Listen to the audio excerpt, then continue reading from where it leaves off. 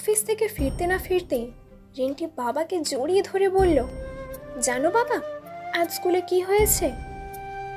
রিন্টির মা ভেতর থেকে বেরিয়ে এসে বললেন, সারাদিন বাবার অফিসে অনেক ধকল গেছে, আগে বাবাকে ফ্রেশ হয়ে একটু বিশ্রাম নিতে দাও তো, তারপর তোমার স্কুলের সব গল্প করো। আর তোমার তো স্কুলের সব একঘেয়ে কথা, কে টিফিনে চাউমিন এনেছিল, অঙ্কের ক্লাসে আন্টি তোমায় ভেরি গুড দিয়েছেন, এই সব তো, নতুন কিছু থাকলে বলো। রিন্টি রাগে গজগজ করতে করতে বলল, আমি আর কিচ্ছুই বলবো না। রিন্টির বাবা বললেন, ঠিক আছে, একটু পরেই আমি তোমার সমস্ত কথা মন দিয়ে শুনব। মুখ কোমড়া করে রিন্টি বলল, আমি তোমায় কিচ্ছু বলবো না, একঘেয়ে সব কথা তোমার শুনতে ভালো লাগে না, তাই না?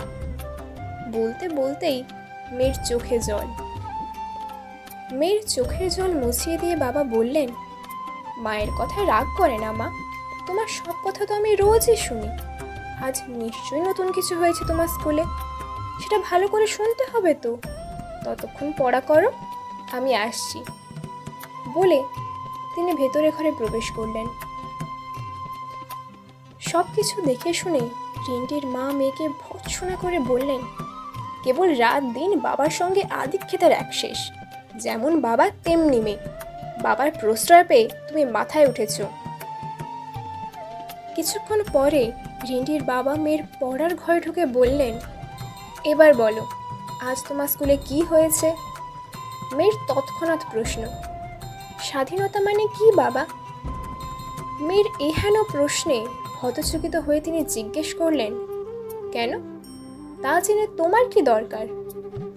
অত্যুৎসাহে রিন্টি বলল, আন্টি বলেছে আগামী শুক্রবার স্বাধীনতা দিবস, তোমাদের স্কুল ছুটি থাকবে, সেই দিন তোমরা সকলে এমন একটা কাজ করবে যাতে স্বাধীনতাকে সম্মান দেখানো হয়, আর যার কাজ অভিনব হবে তাকে প্রাইজ দেবে বলেছে।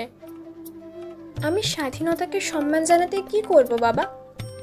বাবা মেয়েকে আদর করে বললেন, অনেক কিছুই করা যায়, তুমি কি করবে সেটা তোমার ব্যাপার, তবে স্বাধীনতার অর্থ হলো পরাধীনতা থেকে মুক্তি। আমাদের দেশ ছিল আগে ইংরেজদের একটা উপনিবেশ, আমরা ছিলাম পরাধীন। উৎকণ্ঠা নিয়ে জিজ্ঞেস করলো রিন্টি, কিভাবে আমরা স্বাধীন হলাম বাবা? বাবা হেসে বললেন, সে অনেক কথা। দেশ জুড়ে ইংরেজ শাসনের বিরুদ্ধে প্রতিবাদের ঝড় উঠেছিল। বাংলা, মহারাষ্ট্র এবং পাঞ্জাব থেকেই মূলত এই বিপ্লব সংগঠিত হয়েছিল। আপোষহীন সংগ্রামের পাশাপাশি বিভিন্ন প্রদেশে হাতে অস্ত্র তুলে নিয়েছিল সাধারণ মানুষ। লেখকদের কলম গর্জে উঠেছিল, বাঁধা হয়েছিল গান, লেখা হয়েছিল কবিতা। বিদেশি জিনিস বর্জন করে বেড়েছিল দেশি জিনিসের ব্যবহার। সারা দেশে বিভিন্ন বিপ্লব মঞ্চ গড়ে লাগাতার আন্দোলনের ডাক দিয়েছিলেন স্বাধীনতা সংগ্রামীরা। ক্রমাগত আঘাতে আঘাতে জর্জরিত ইংরেজ তাদের 200 বছরের রাজত্ব ভারতীয় আন্দোলনের কাছে নতি স্বীকার করে ছাড়তে বাধ্য হয়েছিল।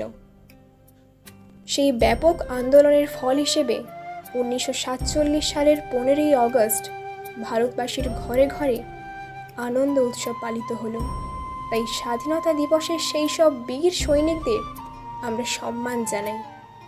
রক্তক্ষয়ী সংগ্রামে যারা দেশের জন্য প্রাণ বিসর্জন দিয়েছেন তাদের সেলাম করি। হাঁ করে বাবার কথা শুনছিল রিন্টি। হঠাৎ বাবাকে প্রশ্ন করলো, স্বাধীনতা সংগ্রামী কারা বাবা?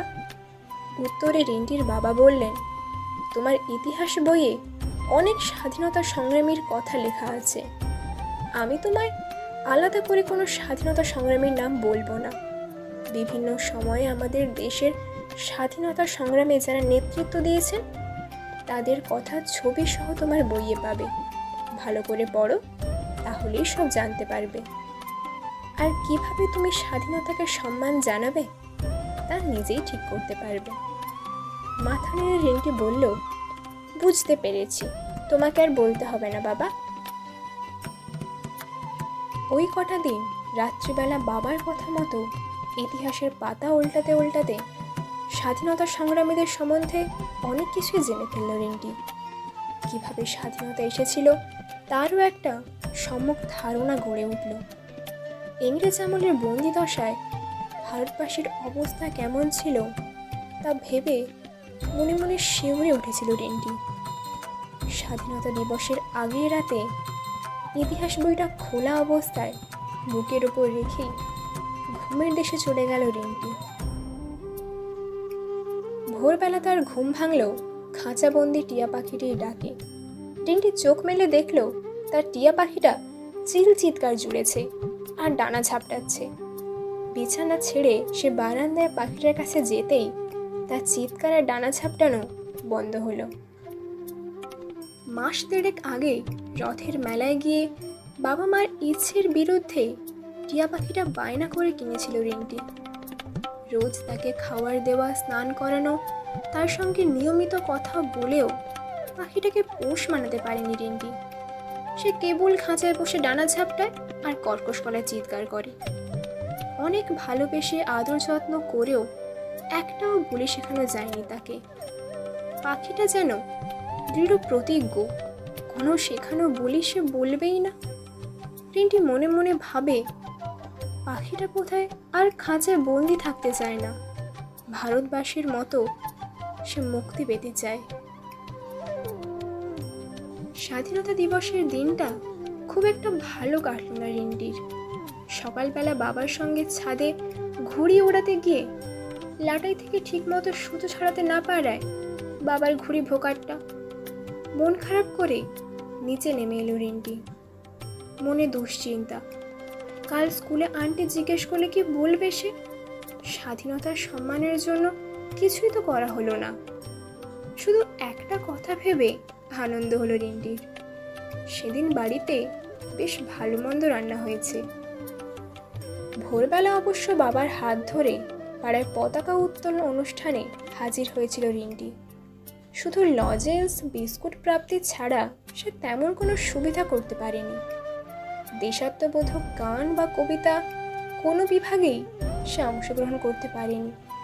আর বসে আঁকো প্রতিযোগিতায় জাতীয় পতাকার ছবির ওপর শেষ মুহূর্তে রঙের কৌটো উল্টে সে এক ভয়ঙ্কর কাণ্ড। শেষ পর্যন্ত বিষণ্ণ মনে পরদিন সকালে বাবার হাত ধরে স্কুলের দিকে পা বাড়ায় রিন্টি। তার মনের মধ্যে একটা চাপা ভয়, কাল সারাদিনে সে এমন কিছুই করতে পারেনি যাতে স্বাধীনতাকে সম্মান দেখানো যায়। সময় মতো ক্লাসে হাজির হলেন চন্দ্রানী আন্টি। ক্লাসের সবাইকে গুড মর্নিং করে জিজ্ঞেস করলেন, কাল স্বাধীনতা দিবসে তোমাদের যে হোমওয়ার্ক দিয়েছিলাম সবাই করেছো তো?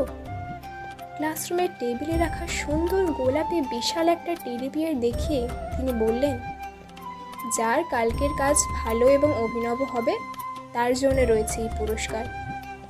টেডি বিয়ারটা দেখে চোখ চকচক করে উঠল রিন্টির। মনে মনে ভাবল, রিয়ার জন্মদিনে ওর ছোট মামা ঠিক এইরকম একটা টেডি বিয়ার দিয়েছিলেন। রিয়া সেটা একবারও ধরতে দেয়নি রিন্টিকে।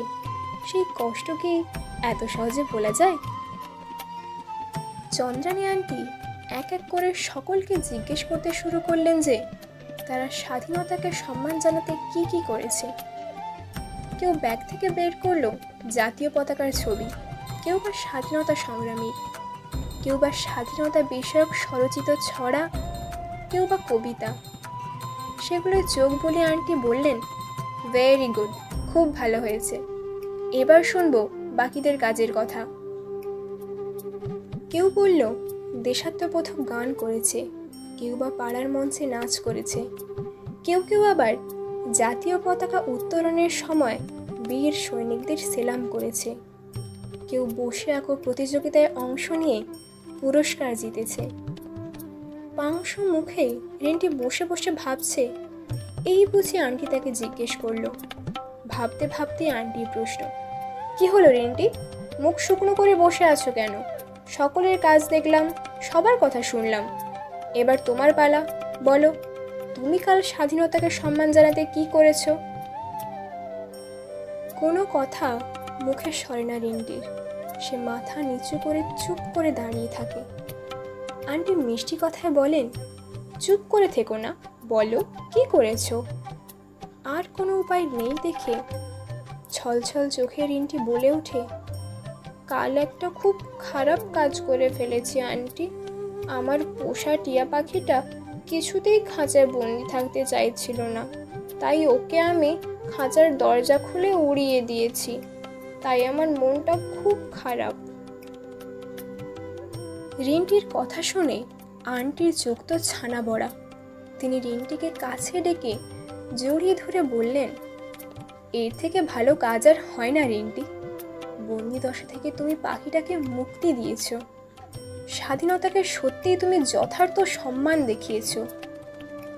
আন্টি টেবিলে রাখা বিশাল টেডি বিয়ারটা রিন্টির হাতে তুলে দিয়ে বললেন, তোমার এই অভিনব কীর্তির জন্য এই পুরস্কার তোমারই প্রাপ্য। ক্লাসের সকলে হাততালি দিয়ে অভিনন্দন জানালো রিন্টিকে।